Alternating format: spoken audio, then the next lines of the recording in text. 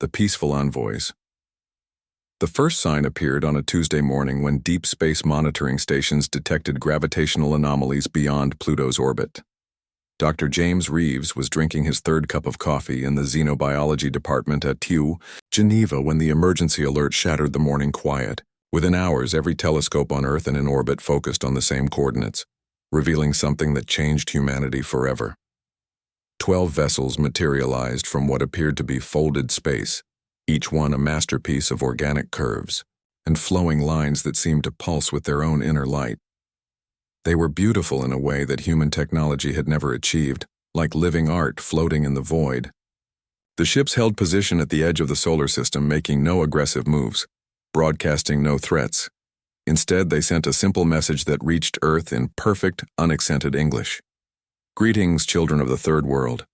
We are the Seraphim of the Harmony Alliance. We come bearing gifts of peace and knowledge. May we approach your world with honor and friendship? Admiral Sarah Chen stood in the Joint Defense Command Center in Colorado, watching the feeds from dozens of monitoring stations. As Earth's senior military representative for extraterrestrial contact protocols, she had spent 20 years preparing for this moment. The ships showed no weapons signatures, no hostile positioning, no signs of aggressive intent. Everything about their approach suggested peaceful contact, yet something in her gut whispered warnings. They're maintaining perfect formation, reported Commander Elena Rodriguez, Chen's deputy. Distance suggests they're respecting our space while waiting for permission to approach. Very diplomatic. Chen nodded, but her trained eye caught details that worried her. The ship's positions weren't just diplomatic, they were strategic. Each vessel covered specific approach vectors to Earth, creating a net that could control all traffic in or out of the solar system. Whether by accident or design, the aliens had taken the high ground. The United Nations convened an emergency session within 6 hours.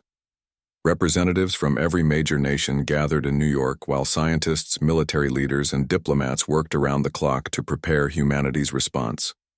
Dr. Reeves found himself appointed as Earth's chief xenobiologist and primary diplomat for first contact, a role that both thrilled and terrified him. Send our response, Secretary General Martinez announced after the heated 8-hour debate concluded. Welcome to our solar system, Seraphim. Earth grants permission for peaceful approach and communication. We look forward to meeting you. The alien response came swiftly, along with the first glimpse of their remarkable technology. A smaller craft detached from the lead vessel, crossed the entire solar system in less than 3 hours, and took position in Earth orbit. The ship itself defied conventional physics, seeming to bend space around it as it moved. When it established a communication link, the holographic projection that appeared in the UN Assembly Hall left everyone speechless. High Arbiter Zephr stood nearly 9 feet tall, with pale golden skin that seemed to emit its own soft radiance.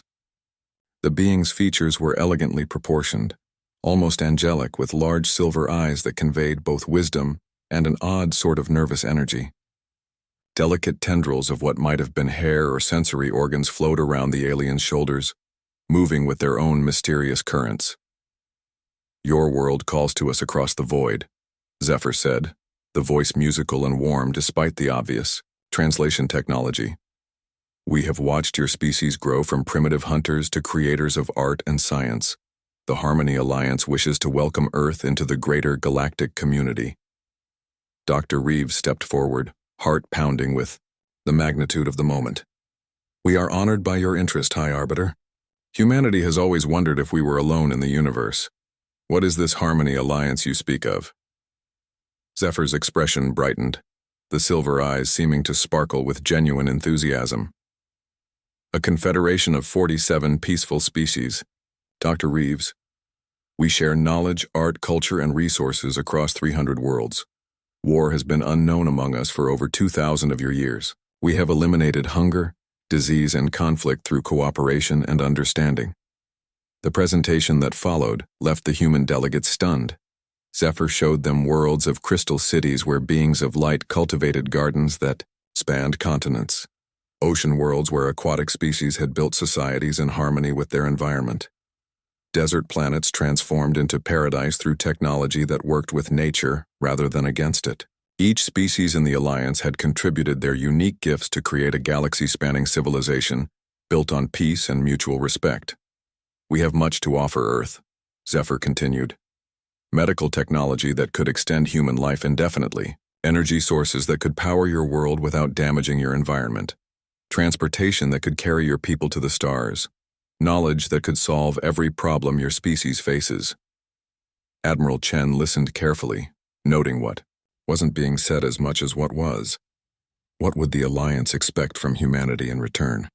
For the first time, Zephr hesitated, those silver eyes flickering with something that might have been uncertainty.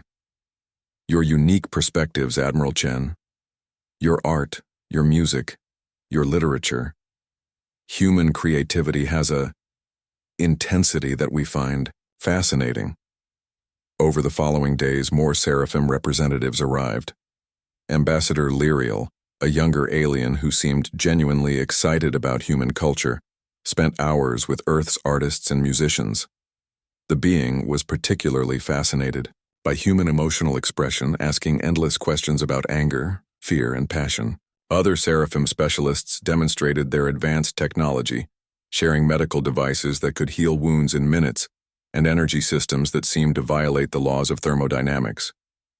Dr. Reeves found himself working closely with the alien scientists, learning about their peaceful civilization while trying to understand their technology. The Seraphim were remarkably open about their society, describing worlds where conflict was resolved through meditation and consensus, where every decision was made for the collective good of all species involved. Your world is so different from ours, Ambassador Liriel observed during one of their sessions. The atmospheric pressure, the gravitational force, the electromagnetic radiation from your star. How do your people survive in such harsh conditions? Harsh? Dr. Reeves looked puzzled. Earth seems perfectly normal to us. We've adapted to our environment over millions of years. Liriel's tendrils twitched in what Reeves was learning was a sign of nervousness among the Seraphim. Of course, adaptation. Your species is remarkably resilient. The word resilient came up frequently in conversations with the aliens, always with that same odd inflection that suggested they meant something more than they were saying. Commander Rodriguez noticed it during the military briefings, Admiral Chen caught it in the diplomatic sessions, and Dr. Reeves heard it constantly during the scientific exchanges. The first real hint of the aliens' true feelings came during a demonstration of human military capabilities. The Seraphim had requested to observe Earth's defensive systems, claiming they needed to understand human technology to better integrate Earth into Alliance networks. Admiral Chen arranged a modest display of conventional forces, nothing too advanced or threatening. The aliens watched in what appeared to be growing horror as human soldiers demonstrated basic combat maneuvers. When a unit of Marines showed their ability to operate in hostile environments, wearing full combat gear and carrying weapons designed for maximum efficiency, several Seraphim delegation members actually stepped backward. Your warriors train for violence, High Arbiter Zephr observed, the musical voice carrying an undertone of fear. They practice methods of causing harm to other beings. Admiral Chen frowned. Our military protects our people and maintains peace. Surely the Alliance has some form of defense forces. We have mediators, Zephr replied carefully. Beings trained to resolve conflicts through understanding and compromise. We have not needed weapons of war for millennia. That evening, Dr. Reeves noticed increased activity around the Seraphim ships in orbit. When he requested permission to visit their vessels, he was politely refused. The aliens claimed they needed time to prepare proper accommodations for human physiology, but their nervous behavior suggested other reasons. Commander Rodriguez brought her concerns to Admiral Chen the next morning. Something's not right about these aliens, Admiral. They're acting like they're afraid of us, but they won't say why. Every time we demonstrate any kind of strength or capability, they get nervous. Chen had noticed the same patterns. They keep calling us resilient and talking about our harsh world. I think they see Earth as more dangerous than they're letting on. The revelation came during what was supposed to be a celebration of human-seraphim friendship. Earth's leaders had organized a cultural exchange, with human musicians, artists, and poets sharing their work with the alien delegation. The evening started beautifully, with both species seeming to genuinely enjoy each other's art and creativity. Then, a human poet read a piece about overcoming adversity, about fighting against impossible odds and refusing to surrender in the face of overwhelming challenges. The words were meant to inspire, to show the human spirit at its finest. Instead, they sent visible shockwaves through the Seraphim delegation. Ambassador Liriel approached Dr. Reeves afterward, the young alien's tendrils quivering with agitation. "Your poetry speaks of struggle, of conflict, of refusing to submit, even when wisdom suggests surrender. Is this common in human art?" "Very common," Reeves replied, puzzled by the alien's distress. "Humans have always found inspiration in stories of overcoming challenges. Some of our greatest art comes from our darkest moments." Liriel's silver eyes widened with what looked like genuine fear. "Dr. Reeves, what kind of world creates beings who celebrate struggle and refuse surrender even in the face of certain death?" The question hung in the air like a challenge, and suddenly Dr. Reeves understood. The Seraphim weren't just impressed by human resilience, they were terrified of it. To beings who had lived in perfect peace for thousands of years, humanity's refusal to give up, their willingness to fight against impossible odds, their ability to find strength in adversity, made them appear as something dangerous and unpredictable. "Hi." Arbiter Zephyr's final words that evening confirmed Reeves's suspicions. "The Alliance Council will need to review Earth's application for membership," the alien announced. "Your species shows great potential, but there are compatibility concerns that must be addressed." As the Seraphim delegation returned to their ships that night, Dr. Reeves watched from his hotel window and wondered what the aliens had really seen when they looked at humanity. Were they potential partners or potential threats? And what would happen when the Alliance Council made their decision? The answer came 3 days later, delivered with all the politeness and diplomatic courtesy the Seraphim could manage. But the message was clear and chilling. Earth had been classified as a death world, its inhabitants as dangerous Deathworlders whose very nature posed a threat to galactic peace. The Alliance's offer of membership came with conditions that would strip away everything that made humanity. Human Admiral Chen read the terms with growing anger, while Dr. Reeves felt his heart sink with each requirement. The Seraphim weren't offering partnership, they were demanding surrender, and they seemed genuinely surprised when humanity's answer was a resounding, defiant no. The peaceful first contact was about to become something else entirely. When Deathworlders fight back, the ultimatum arrived exactly 72 hours after Earth's rejection of the Alliance terms. High Arbiter Zephyr's image appeared simultaneously on every communication device across the planet, the alien's usual graceful demeanor replaced by something colder and more determined. "People of Earth," Zephr began, the musical voice now carrying undertones of regret and resolve. "Your refusal to accept peaceful integration into the galactic community forces us to take measures we had hoped to avoid. The Harmony Alliance has studied your species extensively during our stay. You are what we classify as Class Alpha Deathworlders, beings whose very evolution has been shaped by constant conflict and struggle." Dr. Reeves watched the broadcast from the Emergency Command Center in Geneva, his stomach twisting as he recognized the fear in the alien diplomat's silver eyes. Around him, world leaders and military commanders listened in stunned silence as their worst suspicions were confirmed. "Your planet breeds violence into its inhabitants," Zephr continued. "Your literature celebrates war. Your entertainment glorifies conflict. Your children play games of conquest and domination. Even your peaceful endeavors are described in terms of battles against ignorance, struggles against disease, wars against poverty. You cannot conceive of existence without conflict because conflict is woven into your genetic code." Admiral Chen stepped closer to the main screen, her jaw set in grim determination. She had spent 3 days analyzing the alien ship's positions and capabilities. What she found both impressed and worried her. The Seraphim possessed technology far beyond anything humanity had developed, but their tactics and formations suggested They had never faced serious opposition. "The Alliance Council has reached a unanimous decision," Zephr announced. "Earth will be quarantined for the safety of all peaceful species in the galaxy. Your expansion beyond this solar system will be prevented by any means necessary. We deeply regret that your species' violent nature makes this necessary." The transmission ended with coordinates for an orbital platform where human representatives could come to negotiate the terms of Earth's permanent isolation.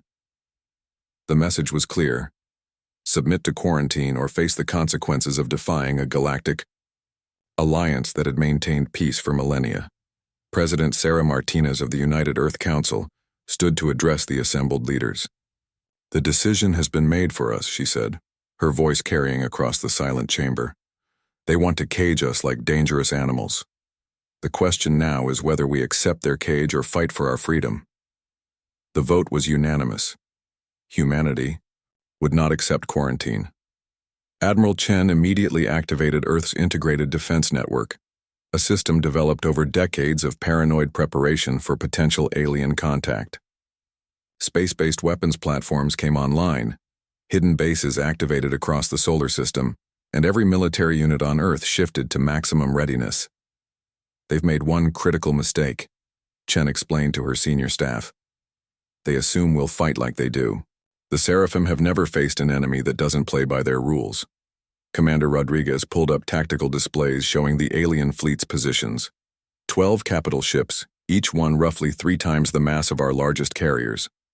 But look at their formation, they're spread out to cover maximum area, not concentrated for mutual defense. They're thinking like peacekeepers, not warriors. The first engagement came when humanity refused to attend the orbital negotiations. 3 Seraphim vessels moved into Earth's upper atmosphere, positioning themselves over major population centers. Their intent was clearly to demonstrate power, without causing massive casualties, using their presence to pressure human leaders into compliance. They hadn't expected Admiral Chen to launch simultaneous strikes against all 3 ships. The attack began with electromagnetic pulse weapons that disrupted the aliens' sophisticated computer systems. The Seraphim had designed their technology for efficiency and cooperation, never considering the need to defend against deliberate sabotage. As their ships' systems flickered and failed, human interceptors launched from hidden bases around the globe. The Seraphim commander of the vessel over New York tried to withdraw as human missiles streaked toward his ship. The alien vessel's beauty became its weakness as the organic curves that made it so graceful also made it impossible to armor effectively. Human weapons, crude by galactic standards but specifically designed to punch through advanced defensive systems, tore through the ship's hull like paper. The alien vessel crashed into the Atlantic Ocean, the first Seraphim casualty in over 2,000 years of galactic peace. High Arbiter Zephyr's response came within hours, broadcast from the lead ship with barely controlled shock and outrage. "You have committed an act of unprovoked aggression against a peaceful diplomatic mission. This confirms everything the Alliance suspected about your species' violent nature." Dr. Reeves, now serving as Earth's primary spokesman for the crisis, replied with words that would echo across the galaxy for generations. "You came to our system uninvited, declared us dangerous without trial, and attempted to imprison our entire species. If that's what you call diplomacy, then yes, we're not interested in your kind of peace." The Seraphim's second mistake was attempting to establish a blockade around Earth using their superior technology and numbers. They positioned their remaining ships to control all major space routes, confident that humanity lacked the capability to challenge them in open space. They were wrong. Commander Rodriguez led the first breakout attempt with a mixed fleet of military vessels and converted civilian ships. The human fleet looked pathetic compared to the elegant Seraphim warships, composed of angular metal constructs that seemed crude and primitive.